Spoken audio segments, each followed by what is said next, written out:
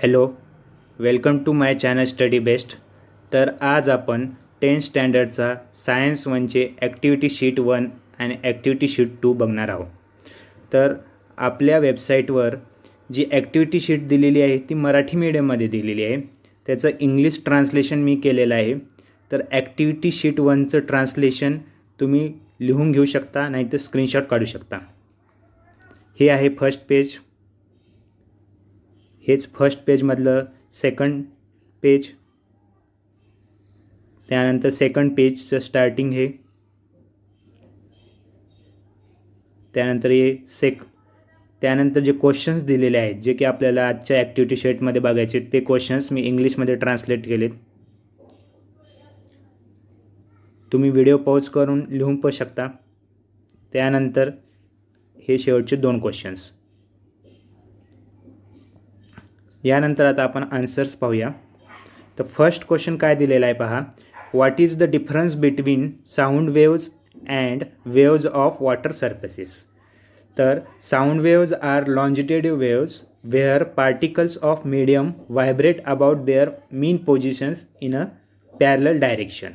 आणि in case of waves of water काय होणार, surface the waves are transverse असतात where particle of water vibrate up and down in a perpendicular direction to the direction of propagation. हे आपल्याला answer लिहायचं आहे.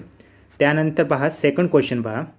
Second क्वेश्चनमध्ये आपल्याला विचारले write any 2 uses of reflection of sounds आपल्याला विचारलेलं आहे. तर याचं यूज आहे to measure the distance and speed of under water ऑब्जेक्टसाठी आपल्याला यूज होतो. आणि सेकंड आहे वर्किंग ऑफ स्टेथोस्कोपमध्ये पण याचा यूज होतो. ठीक आहे. त्यानंतर थर्ड क्वेश्चन पहा. How reverberation in auditorium is reduced. हे आपल्याला विचारलं. याचा आन्सर काय येईल. या 2 पॉईंट्स आपण सांगू शकतो की roofs and walls are generally covered with sound absorbing materials like compressed fibre bonds and curtains etcetera. ठीक आहे. आणि seats are made of good absorber of sound waves. त्यामुळे तिथे रिव्हर्बरेशन ऑडिटोरियममध्ये होते. ठीक आहे, रिड्यूस होते. त्यानंतर क्वेश्चन 4 पाहूया. क्वेश्चन 4मध्ये आपल्याला विचारलेलं आहे write any 3 uses of ultrasonic sound. तर 3 युजेस कोणकोणते आहेत. To establish ship to ship communication, पुन्हा वेल्डिंग प्लॅस्टिक सरफेसेस, पुन्हा to obtain images of internal organs. याच्यासाठी हे अल्ट्रासॉनिक साऊंड्स वापरले जातात. त्यानंतरचा शेवटचा क्वेश्चन आहे आपल्या या ॲक्टिव्हिटी शीटचा. Obtain information of sonography technique using internet. तर तुम्ही इंटरनेटवर सर्च केलं तर खूप सारी माहिती येते. त्यातली मी काही पॉईंट्स सांगतो. This technique uses ultrasonic sound waves to generate image of internal organ of human body. आणखीन पॉईंट असं सांगू शकतो की आपण it is used to find swelling, infection, pain etcetera. It uses a probe and gel इथे use केलं जातं. आणि the gel is used to make a contact between probe आणि skin. High frequency ultrasound is transmitted with the help of probe, and the sound reflected from internal organ is an organ collected by a probe and fed to the computer to generate images of internal organs. तर हे काही main points मी sonography टेक्निकबद्दल सांगितलेले आहे. तर अशा प्रकारे activity sheet 1 आपली complete होते. यानंतर आपण पाहूया ॲक्टिव्हिटी शीट 2. ॲक्टिव्हिटी शीट 2चं अगोदर मराठीचं इंग्लिशमध्ये ट्रान्सलेशन केलेले मी काही इमेजेस तुमच्यासाठी केलेले आहेत तयार. ते पहा. तुम्ही लिहून घेऊ शकता व्हिडिओ पॉज करून. आणि नेक्स्ट इमेज. हे जे इमेजमध्ये जे एक्सप्लेनेशन दिले हे तुम्हाला खूप इम्पॉर्टंट आहे. यावरच आधारित समोरचे क्वेश्चन्स आहेत. तर तुम्ही हे वाचू शकता. त्यानंतर क्वेश्चन्ससुद्धा मी ट्रान्सलेट केलेले आहेत.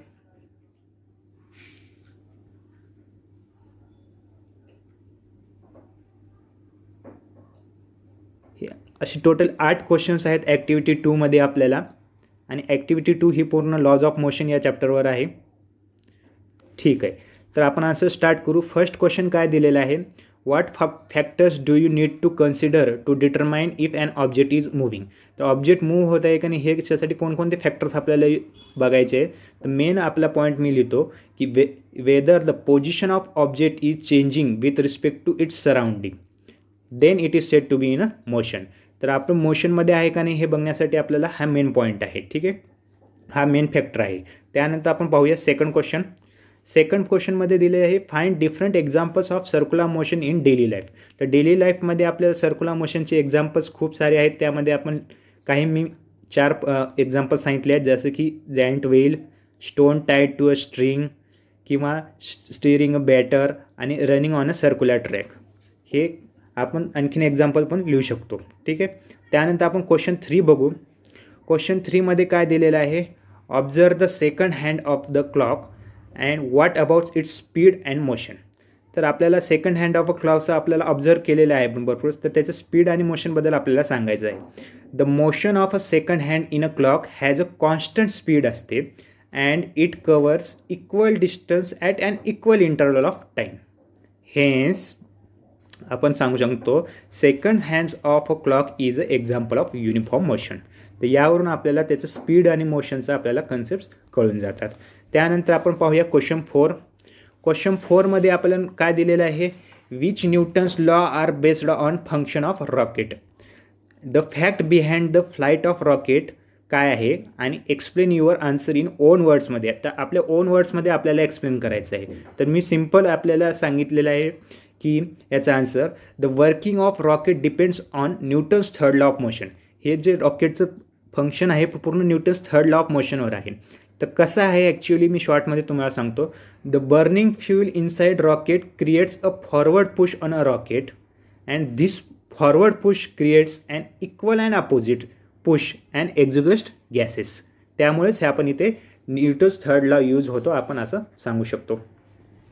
त्यानंतरचा क्वेश्चन आहे, take 5 examples around you and write and explanation based on Newton's laws of motion. तर न्यूटन्स लॉज ऑफ मोशन आपले 3 लॉज आहेत, त्यावर आधारित कोणतेही आपले डेली लाईफमधले 5 एक्झाम्पल आपल्याला जे दिसतात ते घ्यायचे आणि ते आपल्याला एक्सप्लेन करायचे आहेत. तर मी या ठिकाणी काही एक्झाम्पल्स सांगतो. फर्स्ट एक्झाम्पल सांगतो, if you try to push an empty cart and a cart of full bricks it would be easier to push an empty cart. ठीक आहे, एम्प्टी कार्ट इझियर असेल and the full of bricks it is due to inertia of cart full of bricks is more than the empty cart. हे कशावरून सांगतो आपण, by Newton's first law. असं example आपण कोणतेही लिहू शकतो. त्यानंतर आणखीन एक एक्झाम्पल सांगतो, if we push a cycle and car with the same force bicycle will have greater acceleration than car because cycle has a less mass as compared to car. हे पण एक्झाम्पल आहे. त्यानंतर आणखीन एक एक्झाम्पल आपण असं सांगू शकतो, when we place a book on a table the book doesn't fall because some amount of force is applied by table on a book as it is applied by book on a table. हे पण एक न्यूटनचं example आहे जे आपण daily लाईफमध्ये बघतो. त्यानंतर 4th example आहे, आवर वॉकिंग, जे आपण वॉक करतो is an example of Newton's third law of motion. ठीक आहे, कसं आहे, when we walk we push ground in a reaction and pushes as a forward with the same force. जेव्हा आपण वॉक करत असतो तेव्हा आपण इक्वल आणि अपोजिट लागत असतं, त्यामुळे थर्ड लॉ. आणि 5th आणखीन एक एक्झाम्पल सांगतो, when we shake a tree the leaves of tree fall to ground this is because leaves were in inertia of rest before shaking of tree. जेव्हा आपण शेक करण्याच्या अगोदर ते काय असतं, इनर्शी ऑफ रेस्टमध्ये असतं. So when tree was shake, जेव्हा आपण शेक करतो they fall down to attain their inertia of rest again. म्हणजे ते पुन्हा आणखीन रेस्ट होण्याचा प्रयत्न करतो. हे सर्व 5 एक्झाम्पल आपल्याला लिहायचेत, कुठलेही आपण 5 लिहू शकतो आणि एक्सप्लेनेशन कसं करायचं आहे. ठीक आहे. त्यानंतर आपण 6th क्वेश्चन पाहूया. 6th क्वेश्चनमध्ये काय दिले, why it is easier to stop a tennis ball as compare to cricket ball when both are travelling with same velocity. Same वेलॉसिटीमध्ये दोन्ही असतात, टेनिस बॉल आणि क्रिकेट बॉल, पण इझियर स्टॉप करायला टेनिस बॉल का असतो. तर याच्यासाठी आपल्याला काही कन्सेप्ट आपल्याला अगोदर एक्सप्लेन करावं लागेल. जसं की मोमेंटम ऑफ बॉडी काय असते, is product of mass and velocity. त्याला आपण फॉर्म्युल्याच्या स्वरूपात असं लिहू शकतो की P इज इक्वल टू mv. मग आपल्याला न्यूटन्स लॉ माहिती, rate of change of momentum of a body is equal to applied force. मग आपण याकडे both balls move with the same velocity आणि फायनली स्टॉप होतात एका ठिकाणी. Thus force applied to stop ball will be directly proportional to the mass of ball. ठीक आहे. त्यामुळे as the mass of cricket ball काय आहे, is greater than the tennis ball, therefore its momentum will be more than the tennis ball, hence it is easier to stop tennis ball as compared to cricket ball. हे simple आहे. त्यानंतर आपण पाहू 7th question. 7th question बघा काय दिलेलं आहे, त्याच कन्सेप्टवर आहे.